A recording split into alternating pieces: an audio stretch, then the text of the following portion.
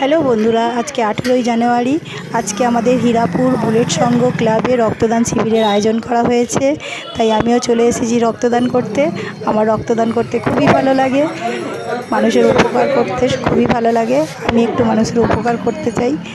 তো যাই হোক, দেখো এখানে সব আয়োজন চলে এসছে, এখানে সব কিছু রেডি হয়ে গেছে, ওখানে চেক আপ শুরু হয়ে গেছে। তোমরা দেখতেই পাচ্ছ এখানে 4টে বেড ফেলা হয়েছে।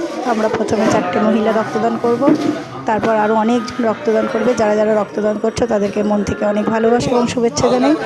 এখানে চলে এসেছি, বেডে শুয়ে পড়েছি রক্ত দিতে।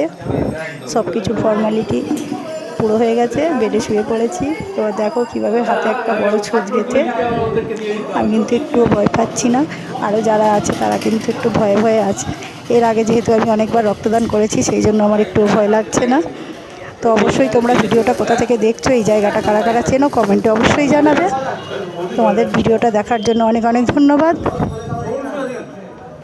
দেখো কিভাবে ছুঁচটা হাতে গিচ্ছে। তোমরা কারা কারা রক্তদান করো সেটাও জানাবে অবশ্যই। রক্তদান জীবনদান। আমার এক বিন্দু রক্ততে যদি কারোর জীবনে উপকার হয় তাহলে আমি নিজেকে ধন্য মনে করবো। রক্তদান হয়ে গেছে, দুধ হরলিক্স নিয়ে বসে পড়েছি।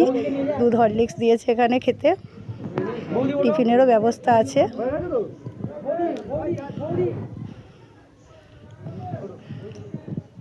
কার কার ভিডিওটা ভালো লাগলো অবশ্যই জানাবে, কে কোথা থেকে দেখছো অবশ্যই জানাবে।